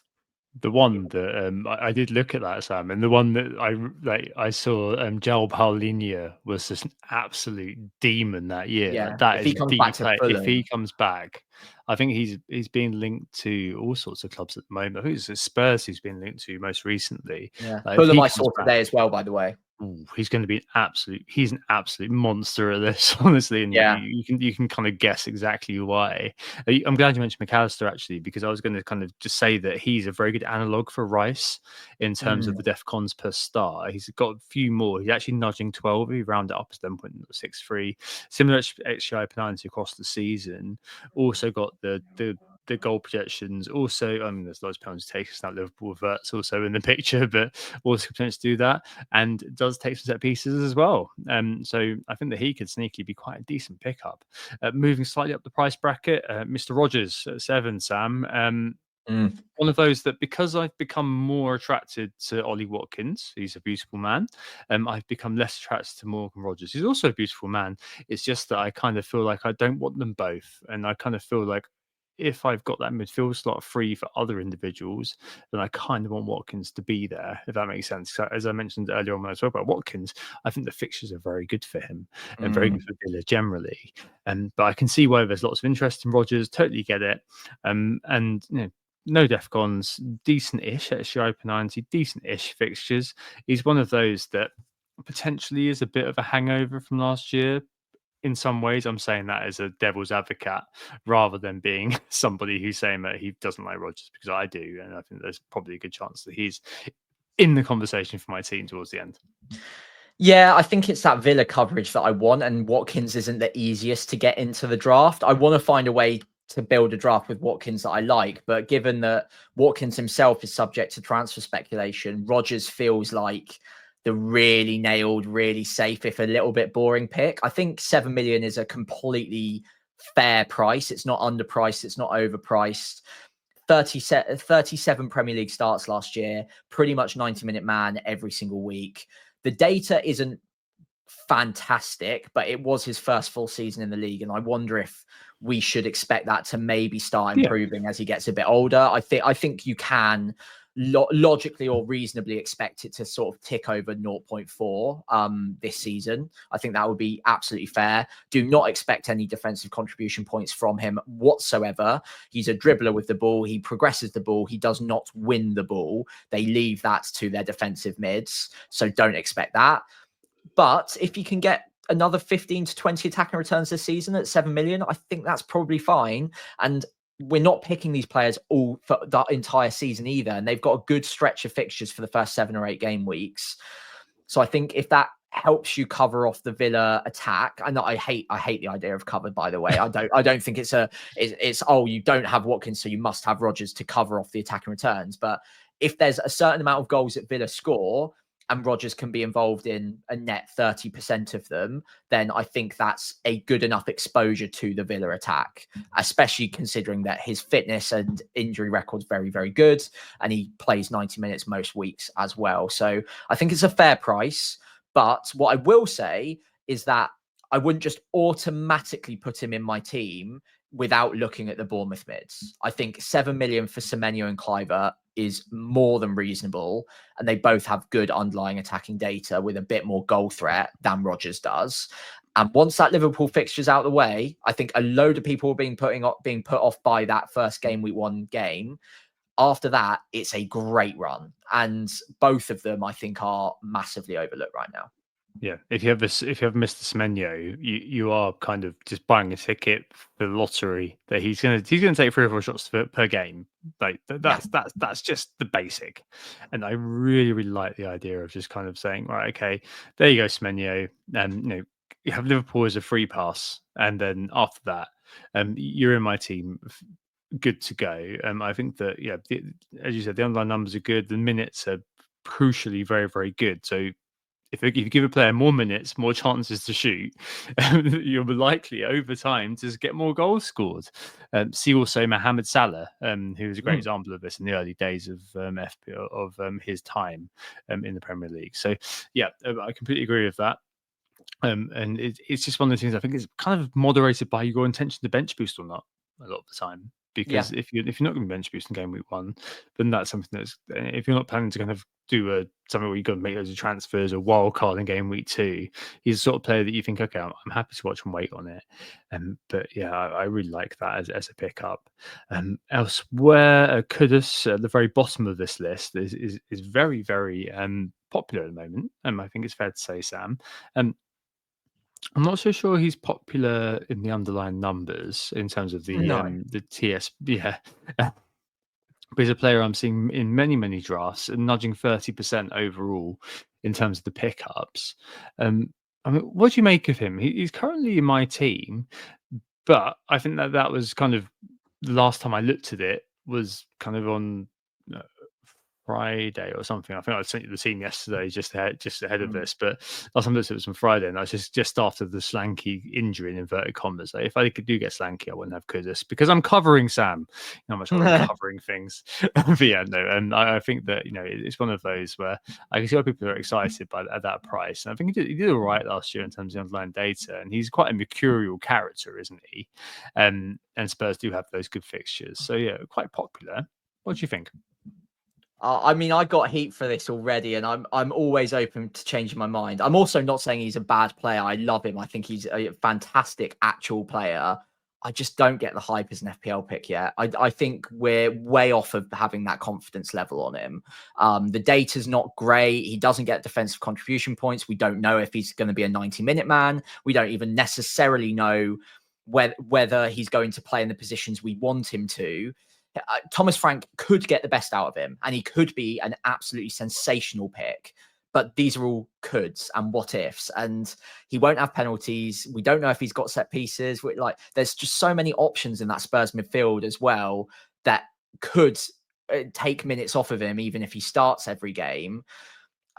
I think the fact that it's Burnley game week 1 is the thing that's tempting everyone, but I'm just not sold on it at this point in time. I'm more than happy to change my mind on him after a few game weeks time, once we've got that set of data that we're maybe a little bit more confident in. And if it proves that he is a 90-minute man who's got some set pieces and he's got better data now he's at Spurs, which I think is likely, then fine. But to begin with, I'd prefer the penalty taker who is getting 90 minutes a game with also a decent promoted club in game week 1 who I've got, although the data's not very good, because he's got the penalties, because I know the minutes are good, I'd prefer to go for Ndai to begin with. I just think that's the safer pick that has less that could, or a lower chance of it going wrong, put it that way. Yeah, Mark said in the chat, Kudus feels like this season's in Kunki. I think one of those that I agree with you is a baller when you watch him play. He and I he's love very him as a similar. player. Yeah, he's a bit of an Eze for me in some ways. That he's very sort of eye catching, isn't he? It's just how that translates into end products. Yeah, the difference is Eze's data is actually good. Yeah, when especially when the sun shines, dear me. I think if you looked at Eze game week 19 to 38 versus 1 to 18, you get a very different story, wouldn't you? Sure. Yes. But hey, I mean, it could be the new next Arsenal signing. So obviously, I love the guy. In terms of other players who are not on this list, or we kind of need to discuss, Madueke and Elanga have moved. Madueke to Arsenal for all that money, the bad optics, etc. And Elanga to Newcastle. Elanga was a very big overperformer actually at the end of last year in terms of his GNA versus underlying. Madueke, we will need to see one of those players who has flashed hot and cold, but I think there's definitely a player in there. Elanga, you have to think is probably going to be a starter, Sam, but the fixtures probably don't lend themselves to that. And Madueke feels very much a kind of just wait and see, cheeky churky points. I think people are buying him just so they can say that at some point. But for me, probably a bit of a leave. Gissens to Chelsea as well was good, but inconsistent at Dortmund. Yeah, I mean, I think that kind of rounds off that bit a little bit. And to finish, those big ass midfielders. There's actually only 6 of them within this table. I've included Marmoush, even though he's only started 14 games, just because, I mean, it's probably worth doing. And we've got Florian Wirtz as the new kid. So, Mo Salah, Sam, is he any good? No, let's not do that. Let's not do that at all. I think that, Salah, we don't need to talk about his data. I think the only thing is, as we kind of started to dig into with Haaland, is whether you would put him as a pick versus Haaland if you can get both of them in your team. I think that Salah's going to be the comfortably the popular game week 1 captain. And it's very much, do you want to take a risk against a proven player like that? Do I have the stomach to do that this year? I'm in the hunt for a good year, so probably not. Are you of similar mind, or are you thinking, you know what, I'm going to go for it? I heard a great bit of advice on a good video from FPL Harry earlier on. You can't win FPL in the first few game weeks, but you can sure as hell lose it. Oh, not that again. He said that on my pod many years ago. I know, it's his favorite quote. It's his favorite quote. It's one to remember though. Like, okay, Salah, there will come a season where he's not the best FPL option. There will. Eventually, he will fall off. It might be this season. It's absolutely possible. And even if it's not this season, if he drops off 20 or even 10%, he's not as good as he was last year. There's an argument to go against him at some point. But are you willing to take that bet in game week 1? I'm not, I don't think, because I think there's more chance that it goes wrong and blows up in my face and gives me quite a few problems, potentially even a wild card to sort out that problem, and a fair few points down as well, considering the ownership's going to be very high. I'm confident he still is good enough that it's worth picking him and worth captaining him and finding the edges elsewhere. And if it proves over the first few game weeks that he is slightly off it, or maybe the potential signing of Isak disrupts things slightly and he gets goal share off of him, or Wirtz ends up taking a bit more goal share than you'd expect, then we can juggle more easily moving away from him than getting to him, having lost out on those points. So I think it's safer to be in the camp that is backing Salah to begin with, even at that price. And then, like Dan says in the chat, you can move elsewhere if it doesn't go well. There are plenty of well-priced midfielders you can hop across to, and then you can distribute funds elsewhere after a few game weeks' time. But I think it will take people a few weeks to kind of divest or move the money away from Salah. So I think you're it's safer in numbers to begin with, and it's such a boring response. But FPL is a tactical game as well as a game of raw points. You might steal a march, you might get way out ahead of the crowd by not having him and sprinkling that money elsewhere. But I think it's still more likely that you lose out, and you could leave yourself in a bit of a hole with a mountain to climb after a few game weeks time. So I've seen FPL General going without both of them for the whole season, by the way. I was about to say that. Really interesting experiment. And I think if I was a very brave manager, I'd give it a go. But and I think this year might be a year where that does actually work. I think it's possible, but I'd rather find that out over the first few game weeks than just go with that prediction from the off and hope it comes true. Yeah, maybe there's a hangover as well from last year with Haaland and kind of the drop off there, and people thinking, oh, you know what, I could have done so much better if I'd gone without Haaland, and people kind of applying that scenario to Salah, Potentially. But yeah. I'm very much with you. And remember, the first few weeks are the time where you have Salah as a vague differential, even more so for Haaland this year. Those first few weeks of people who won't have Salah. So yeah, I'm probably with you there. Bruno Fernandes, we've spoken about him a little bit, so I'm not going to go back to that one if that's okay, Sam. Sure. Palmer ran cold at the back of last season, as we all know, but despite indifference, was fifth overall for mids over the last the last half. Came away with 5 fewer attacking returns than he should have. 4 involvements and 9 was expected. But those really good opening fixtures, who said last week, and I don't think I've demurred from that too much, Sam. And he's a player who walked into my team, and he hasn't really moved anywhere for me. Yeah, I agree. I think especially if I'm not bench boosting game week 1, he's almost certainly in. If I am bench boosting, I quite like the way I can use that extra Palmer money and spread it to give myself a better bench boost. But that's almost what's putting me off bench boosting in game week 1 at the moment. We probably a whole separate pod in itself. But the data's great. Look, he wasn't great at the back end of last season. It was a drop off, but he came good in the Club World Cup. And I think having seen his performances in the Club World Cup, it reminded me that players do go through little patches, and the underlying quality of the player is very much alive in Cole Palmer. He's also at that sweet price point where, other than Salah, if anything didn't go well with him, you can get to literally any other midfielder with one move. So you can get down to Saka if it proves that Saka's still on penalties and still a very good option, which I'm sure he will be a good option, but I think he'll lose penalties to Gyökeres, put it that way. And likewise with Fernandes, you can jump down to Fernandes when they reach a good set of fixtures, if he is still getting the good underlying attacking data and is a bit of a cheat code at 9 million with the DEFCONs. So I think Palmer's one of those like logical hygiene picks at the start of the season that I do expect him to do really well with those fixtures. And if he doesn't, then it's one free transfer down to literally any other midfielder you could ever want, and you can still get yourself something pretty valuable after that. Agreed. I'm very pro Palmer. Yeah. Just it feels like a bit of a hygiene factor. Even if I do bench boost in 1, I'm not going to be looking at removing Palmer from that, because I'm going to want him. Right. So it's very much sort of like starting from the position of I want to save the transfer. More of which a couple of weeks' time.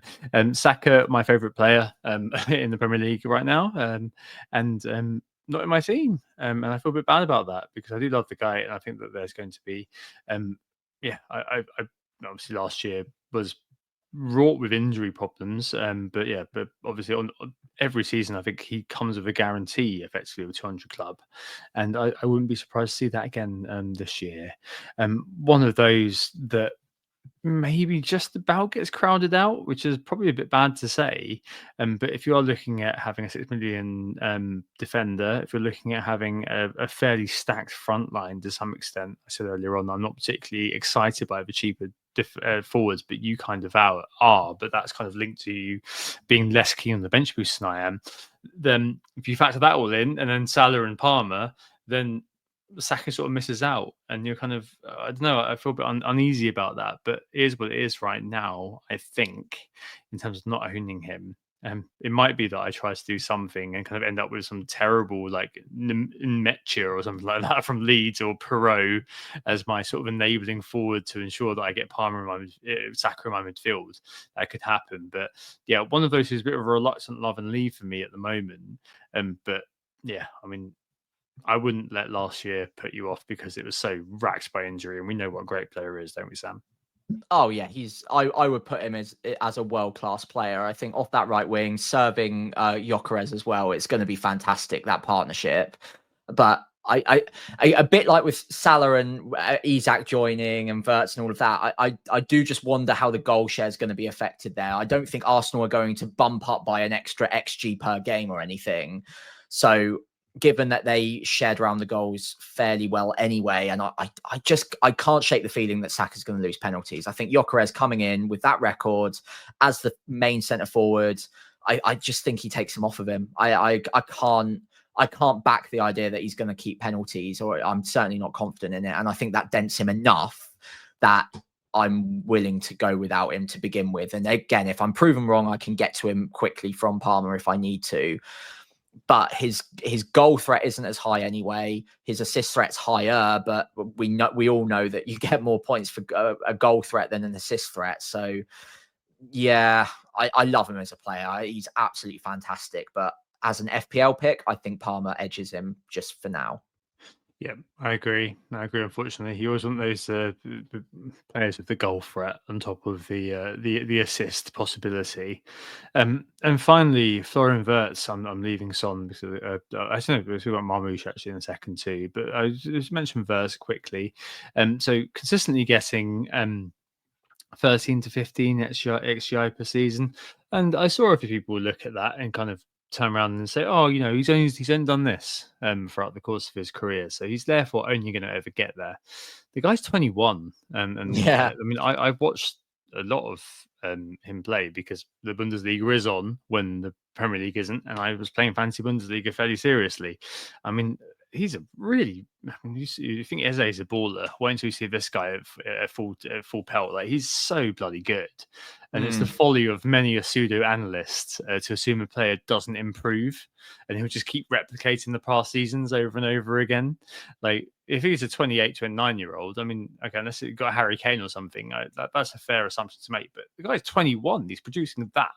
He's going to be such a good footballer, I think.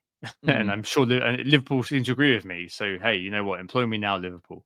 But hey, I do think that the price of Wirtz is so good in so many ways. One, because he's easy to get to from any of these players if something goes wrong, or he does seem to be a player that you want to pick up. He's easy to kind of reach. And two, when we first saw it, we were both kind of saying, maybe that's a little bit cheaper than we'd have thought. But when you look at the context of the entire thing, it kind of makes sense. Because he's an unproven quantity. He's got, yes, not the best, or he's got decent XGI per season, but it's one of those you look at it and just think, oh, at that price, it could be great. And next year, you could see him at kind of 10, 11, 12 because of how good he's done in this first season. So potentially a really exciting kind of pick and a really expensive price, which could end up breaking the game. But I think they've kind of done a good job there, Sam, of kind of just pitching it at just the right level compared to the rest of the price pool. I agree. A bit like Saka, I'll kind of echo what I said there. I think he's potentially a world-class player and potentially a very good FPL asset as well. But the data that he had in the Bundesliga last season included some penalties in there. He won't have that this season. And a lot of people are saying, yes, his underlying data is very good. And if he'd played a full 38 game week season, it would have been incredible, probably looking at 30 plus attacking returns. But why didn't he play a full season? And I just wonder with the options that they've got in midfield, we've talked about McAllister, we've talked about Szoboszlai, that obviously they're bringing in forwards as well. Is he going to have minutes shared a little bit? Like, are they going to bring him off early now and then to just maintain him, keep the legs fresh? Like, these things, although they don't seem like a big deal, they do matter for a player who's 8.5 million. You do have to consider that. I would always try to look for a player at that price anyway, who's getting 80 to 90 minutes every single match and you can rely on.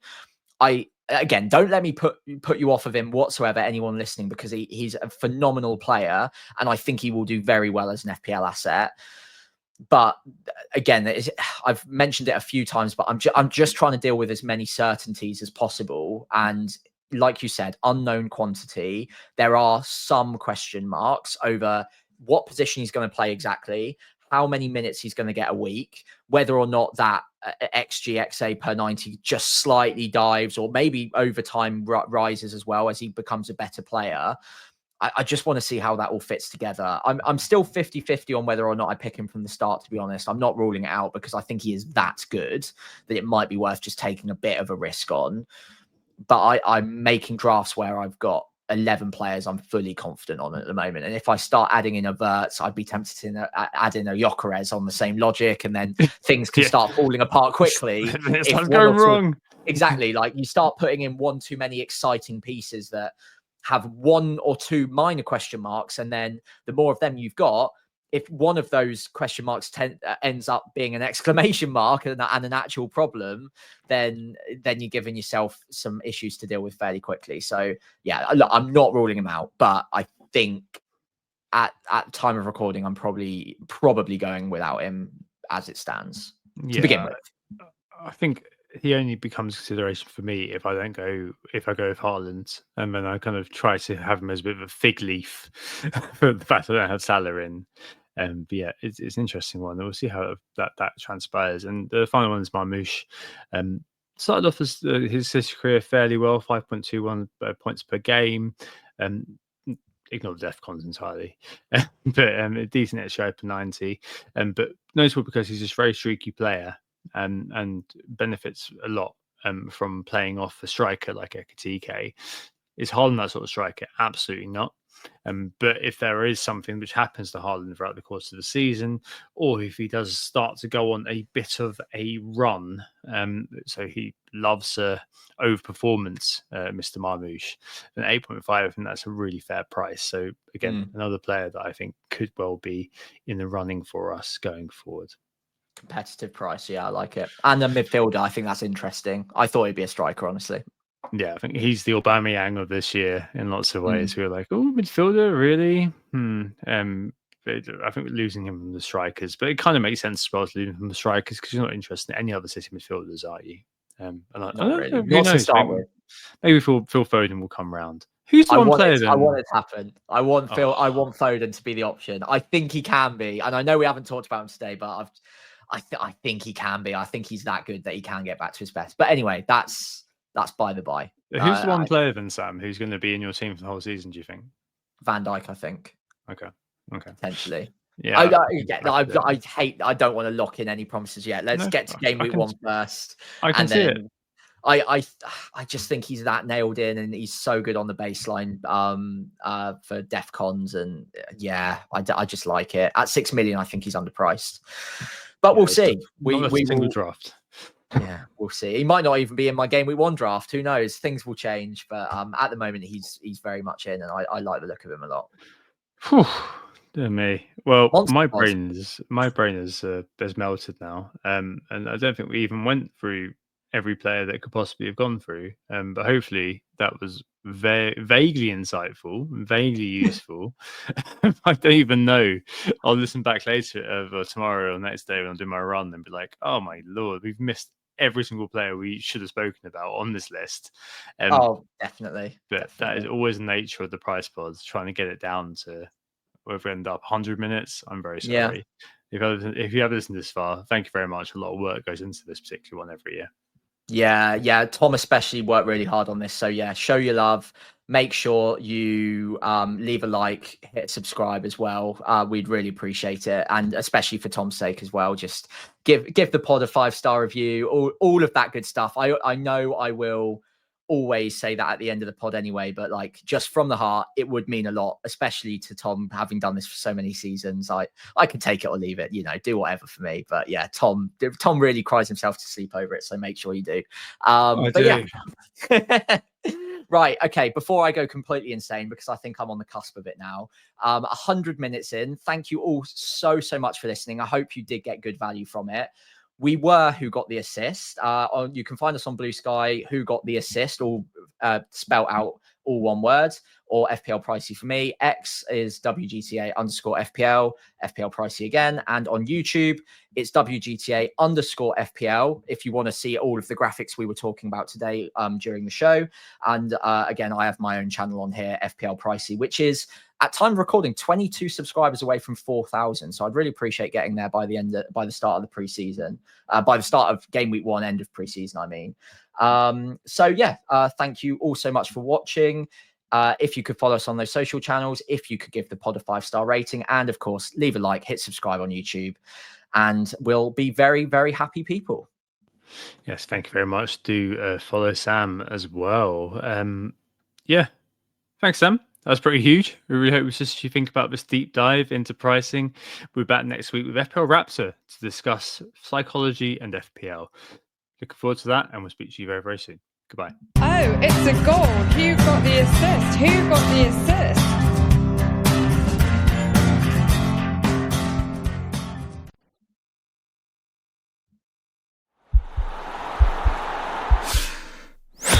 This podcast is part of the Sports Social Podcast Network.